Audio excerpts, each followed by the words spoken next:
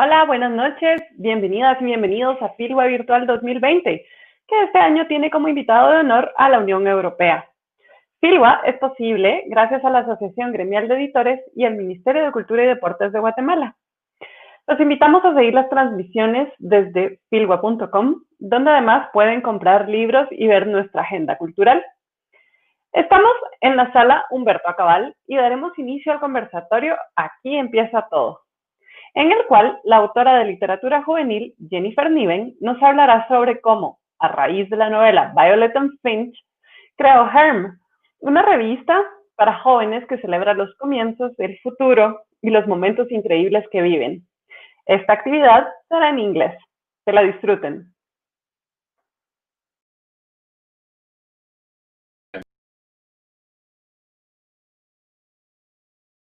Anything goes wrong, I'll answer my phone immediately. Okay. Okay. Bye. Bye. Now, well, Jennifer, nice to meet you. Before starting, I'm really excited for doing this. Yeah. Yeah, I'm really excited. Taking the time too. We really appreciate No, thank you for taking the time. Here, this is such a small country, and people that read to get to know these authors and like these writers, I don't know, like you, it's really exciting. So oh my gosh, well, it's very exciting too. And I hope one day I can come in person and meet yeah, please. So you can sign our books. Love that.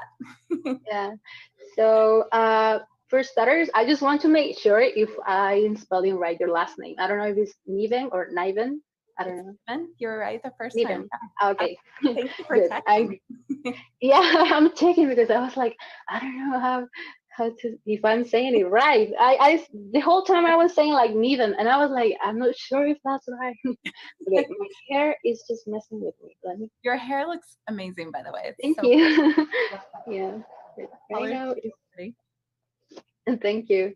Well, I'm gonna start. Well, we are already recording, but just to let you know, I will start with an introduction about you, about your books, and I will do this in Spanish for and just let me see if I can hide this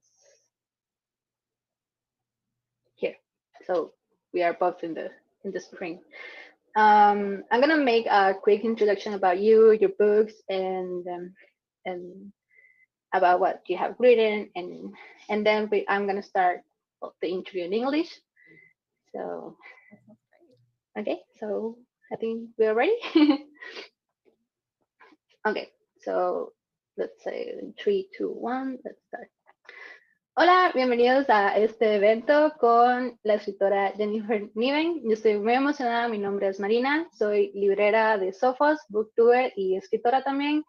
Y pues el día de hoy tengo el honor de estar acompañada de esta gran escritora Jennifer Niven, muy conocida, sobre todo por su libro Violet y Finch, que en inglés All the Bright Places. Jennifer es una escritora de Estados Unidos, conocida principalmente por sus libros juveniles, como es el de Violet y Finch. Este libro fue publicado en el 2015 y ese mismo año tuvo el reconocimiento como el mejor libro de los Good Choice Awards en la categoría de ficción juvenil. Y sobre todo lo más emocionante es que el libro fue adaptado por Netflix este año en una película en que los protagonistas son Justice Smith y Elle Fanning, que también trabajó como productora de este libro. Jennifer también trabajó como screenplayer, como guionista de este libro. Y pues tenemos hoy el gran honor de tenerla. Otros libros que ha escrito es Holding Up the Universe, que se publicó en el 2016. En español se llama Aquí empieza todo. Y Breathless es su nuevo libro que publicó este año en el 2020. So Jennifer, thank you so much for being here today. Gosh, thank you so much for having me. I'm honored. Yeah, we are really excited. And well, we have a little time, so we're going to start with the first question, if you're okay with that. Yes, absolutely. Okay, first of all, we want to know how is that you start with this trip about being a writer? How or when you decided to become a writer? I think it probably started for me when I was a little girl, because my mother was also a writer, and in my childhood routine when I was growing up, we always had writing time. And I think that's so my mom could actually get some writing done.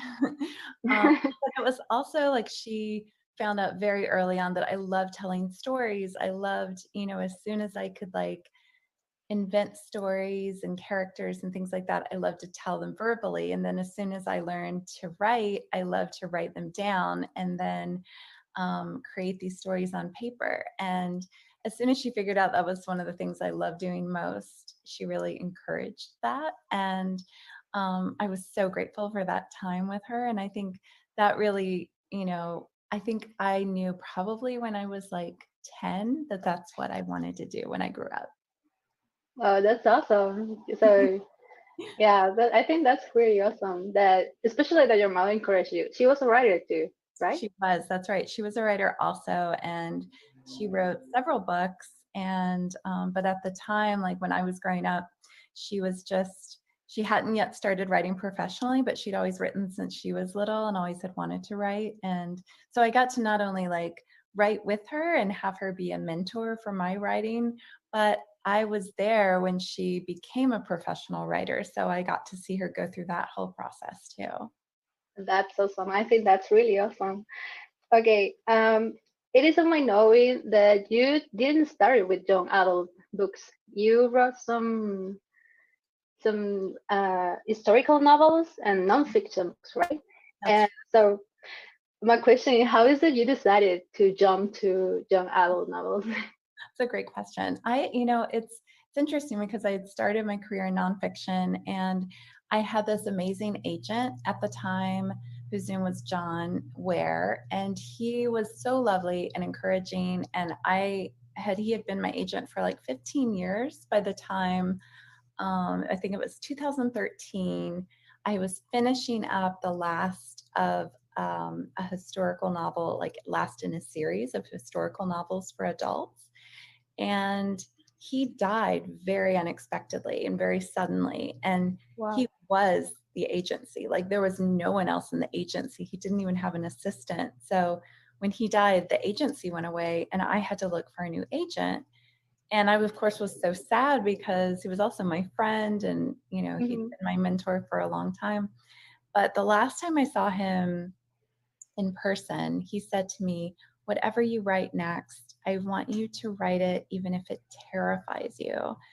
And I just knew exactly what that was. And so I started, without anyone knowing I was doing it, I started working on a book about a boy I once knew who I loved and who I lost to suicide. And I thought, I don't have to tell anyone I'm working on this because it's so personal and I don't know if I'm going to be able to write it. And then it came out in about 6 weeks. I wrote the first draft for All the Bright Places. And I decided to write it as young adult because I know how prevalent mental health issues, suicide, are in teens. And I feel like we need to have many more discussions about that. And I just had always admired so much what was being done in young adult literature. I feel like there's so many bold topics being covered and so much honesty in the writing, and I wanted to be a part of that. Okay, that's cool. And knowing like the background of the beginning of the story, it really hit me right now. It almost made me cry. Well, I have to say, I have only read Holding Up the Universe. I totally love that book. Let me tell you something. Usually, I read in the nights to be able to sleep because I cannot stay awake, and that didn't happen with Holding Up the Universe. I started at 2 a.m. and didn't stop until 4 a.m. that day, and it was totally worth it. Yeah, it was awesome. And so I didn't have the time to read All the Bright Places yet, but I watched the movie just like a few days ago, and I was a mess, a crying mess. And now knowing this, that hit close. Yeah, so yeah, that's so. Thank you.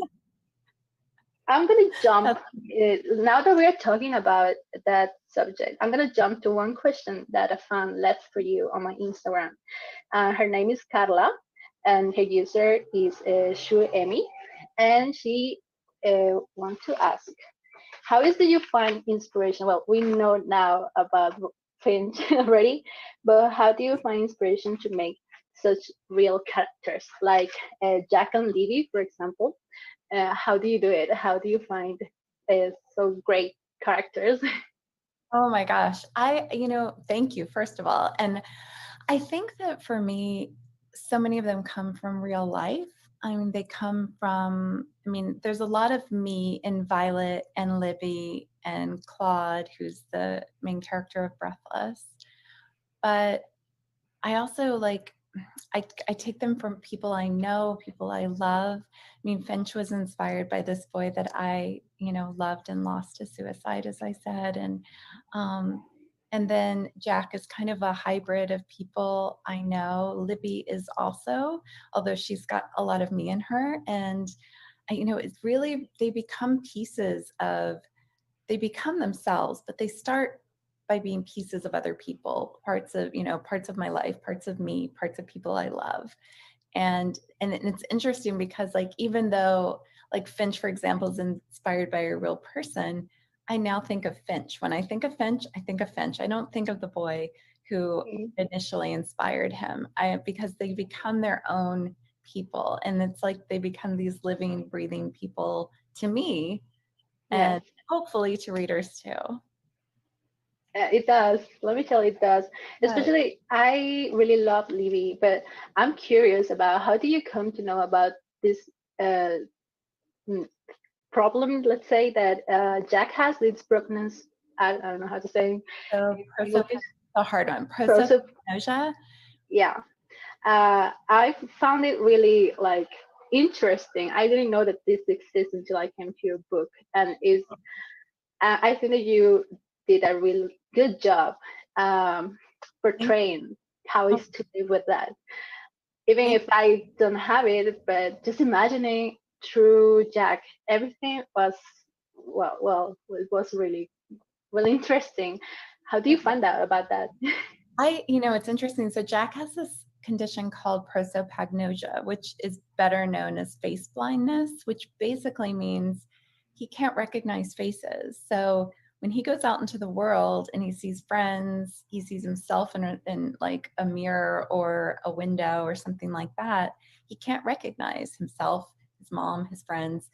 He has to look for identifiers in order to recognize them, because the thing in his brain that helps him recognize faces, that helps all of us recognize faces, doesn't work in his brain. Mm-hmm. And so I found out about this initially because a cousin of mine has it and one of my uncles has it. And it was just so interesting talking to them about how they find the people they love in the world. And my cousin, who at the time was 15, he was saying, I remember them by the important things, like how many freckles they have or how nice they are.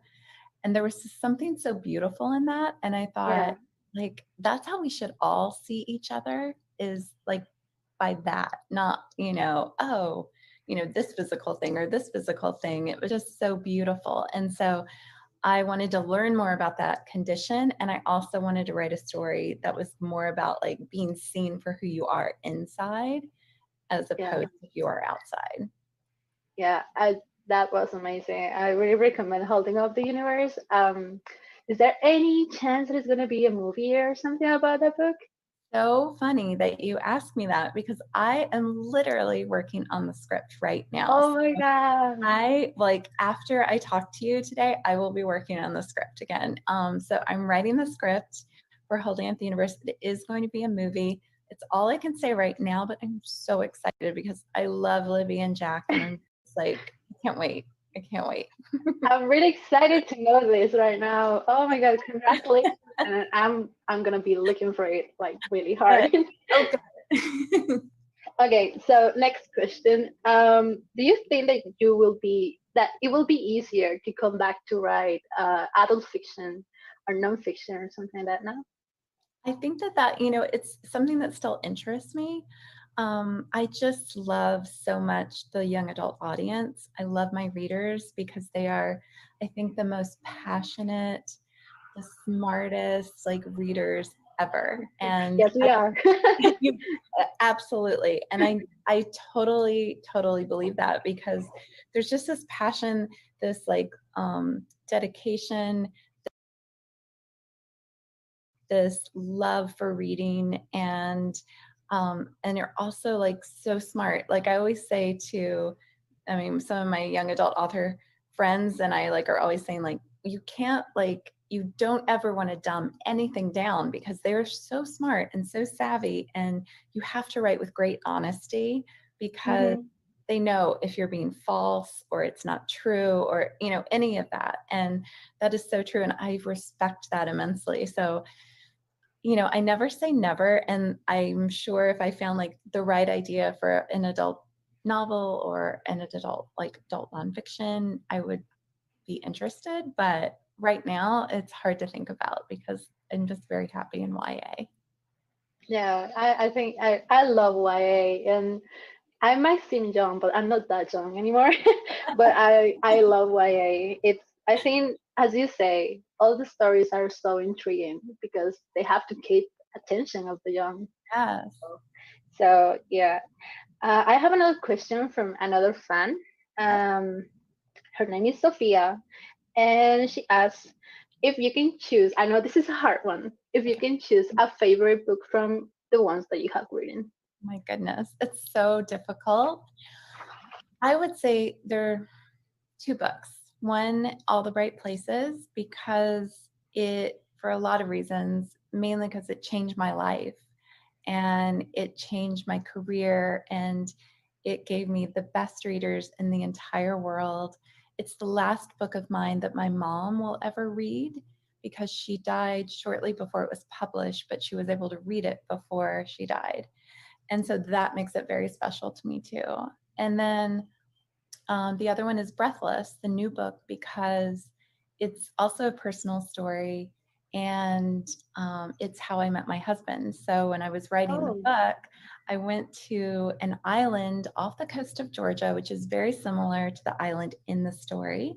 And I met my husband, and all of the adventures we had on the island, a lot of them I gave to Claude and Jeremiah to have in the book. So that means a lot to me too. And without the book, I wouldn't have met him. So I'm very grateful. Yeah, that's cool to hear. I didn't know that. And actually, I wanted you to talk about the new book, Breathless. It was out just like a few months ago, I think, right? Yes, just like 2 months ago. So I would like you to talk about the book and what it makes it different from the others.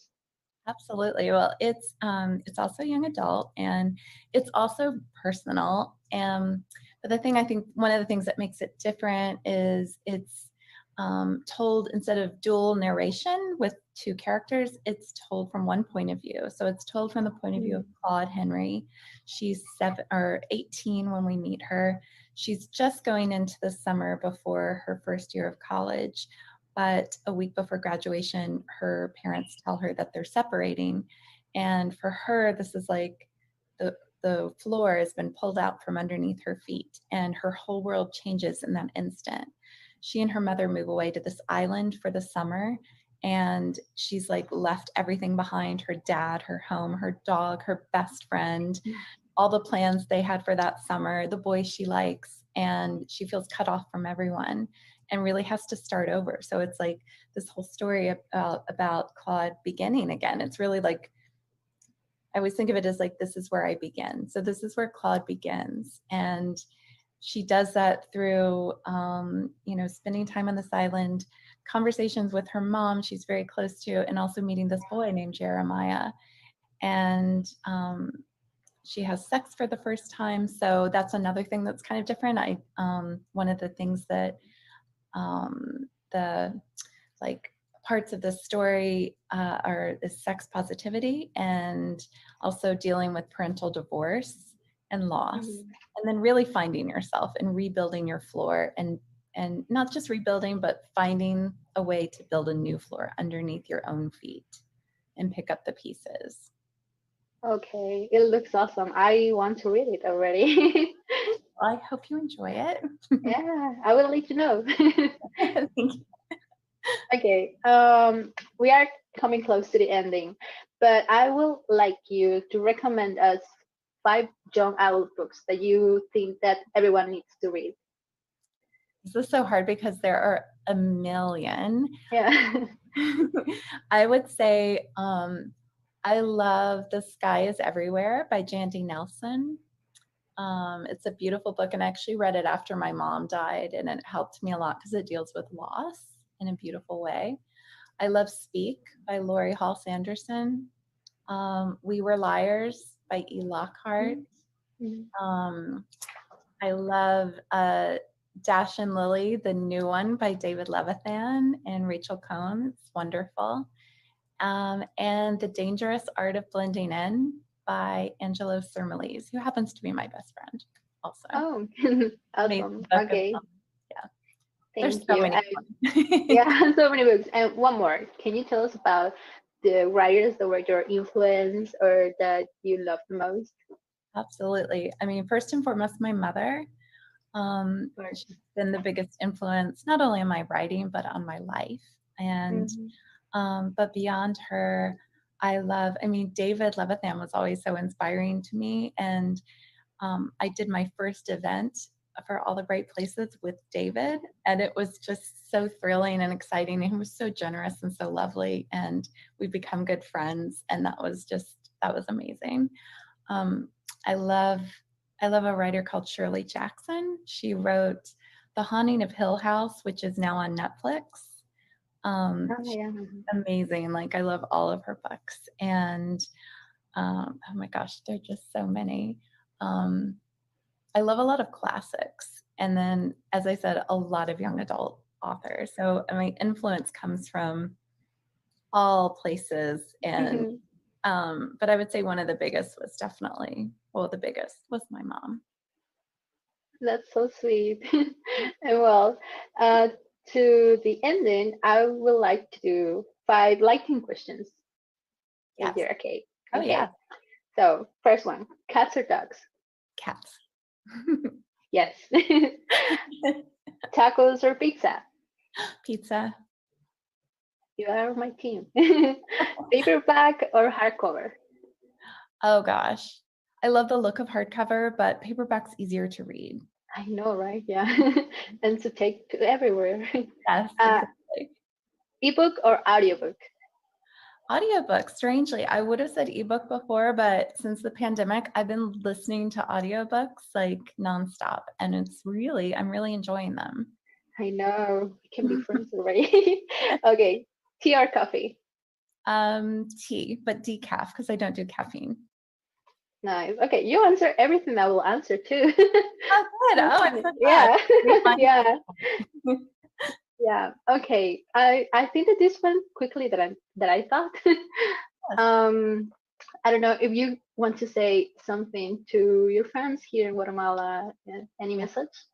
Absolutely. I would say, first and foremost, thank you so much for reading, and thank you for being so lovely. The love and support that you show me and my books it means more to me than I can ever tell you. I hope I get to come there one day and sign books and give you hugs and meet you in person and hear your stories. And I hope that you'll just remember until then that you are some of my brightest places, and I love you. Oh, thank you so much. And we really hope that you can come soon once the pandemic ends or something. Yes, please. And really, thank you for taking the time to make this event. You are really sweet, and thank you for your books, especially. I think they are really important. They talk about subjects that young people need to know and to acknowledge, and adults too, actually. So I think that your books transcends more than young adult fiction. I think that adults can read it too and learn something or remember something about being young people. So thank you so much. A lot to me. Thank you so much, and thank you for this. This is amazing. No, thank you. I'm gonna say goodbye in Spanish. Ok, muchas gracias a todos los que vieron este evento. Ya conocieron un poquito más a Jennifer, es una increíble escritora y esperamos que podamos tener próximamente una oportunidad más para poder compartir de cerca con ella, y vamos a estar leyendo sus nuevos libros, a ver qué tal, y esperamos esa película de Holding Up the Universe bastante. Así que thank you, Jennifer, and thank you all for watching. Thank you so Bye. much. Bye. Thank you.